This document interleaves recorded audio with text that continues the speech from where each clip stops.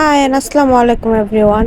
I hope আপনারা সবাই অনেক অনেক বেশি ভালো আছেন। আলহামদুলিল্লাহ আমিও ভালো আছি। তো ওয়েলকাম করছি আমার আরেকটা নতুন ব্লগে। তো সকালবেলা ঘুম থেকে উঠে দিন আমি ভাবলাম যে না আমি চা বানাই। সবসময় আম্মুই চা বানায় আর আমি চা খাই না। আম্মু অনেক আগে থেকে সকালবেলা দুধ চা খায়, তবে এটা আম্মুর স্বাস্থ্যের জন্য ভালো না। তাও আমার আম্মু দুধ চা খেতে খুব পছন্দ করে। তো আমি যেহেতু তাড়াতাড়ি উঠে গেছি এই জন্য আম্মুর জন্য একটু দুধ চা বানাচ্ছিলাম। আর আমি দুধ চা বানানোর সময় একটু লবণ দিই, মানে হালকা একটু লবণ দিলে দুধ চার ফ্লেভারটা অনেক বেশি ভালো আসে। আর এইদিকে হচ্ছে আমার ছেলের জন্য একটু নুডলস রান্না করতেছিলাম, কারণ সে সকালে ঘুম থেকে উঠে নুডলস খাবে এর জন্য। আর এইদিকে দেখে আমার আম্মু আবার অনেকগুলা তরকারি কেটে রাখছে। এক পাশে হচ্ছে আমার ছেলের জন্য সবজি কেটে রাখছে, আর এক পাশে হচ্ছে ধুন্দুল কেটে রাখছে, যেটা হচ্ছে শুটকি দিয়ে রান্না করবে। তো গতকাল আমি আবার অনেকগুলা শুকনা মরিচ নিয়ে আসছিলাম। তো আমি শুকনা মরিচ অনেক বেশি কিনি, কারণ আমাদের বাসায় অনেক অনেক বেশি ভর্তা বানানো হয়। আপনারা অবশ্যই আমার ব্লগে দেখবেন। এই জন্য আমি মাসের শুরুতে অনেক বেশি করে শুকনো মরিচ কিনে ওগুলো আবার রোদে শুকাতে দেই। তো সেদিন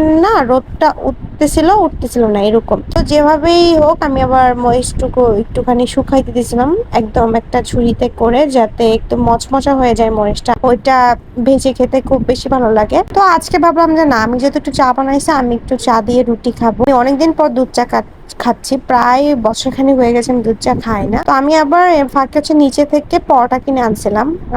পরোটাটা দিয়ে রুটিটা খেতে অনেক বেশি মজা লাগে। পরে টের পাইছি যে না আসলে তো এটা খুবই আনহেলদি খাবার। তো তারপরে হচ্ছে আবার মুরগির মাংস কিনে আনছিলাম আসার সময়। আর মুরগির মাংস আমি একবারে দেখা যায় 3 কেজি 4 কেজি কিনে আনি।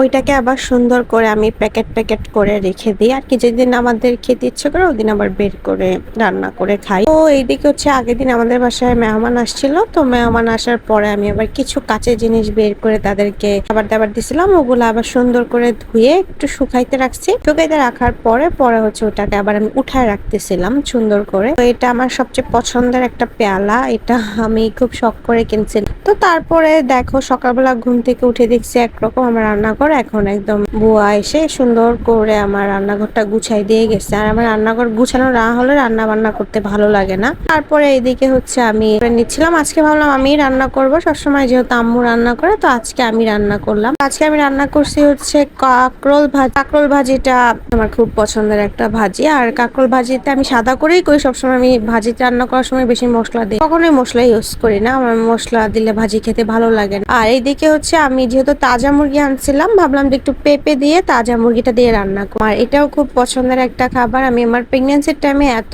পরিমাণে এরকম পেঁপে দিয়ে মাংস দিয়ে খাই, এখন ওইটাই আমার খেতে খুবই ভালো লাগে। তারপরে হচ্ছে তোমার শুটকি দিয়ে ধুন্দুল দিয়ে রান্না করছিলাম পোড়া পোড়া করে। এটাও আরেকটা মজার খাবার, যেহেতু শুটকি নামটা শুনলে আমার খুব ভালো লাগে। তো তারপরে খাওয়া দাওয়া করে গোসল টোসল করে নামাজ পড়ে এখন হচ্ছে দুপুরের খাবারটা নিয়ে বসছি। দুপুরে খাবার খেয়ে আবার আমি টিউশনে চলে যাবো। তো আলহামদুলিল্লাহ এই ছিল আমার আজকে সারাদিন।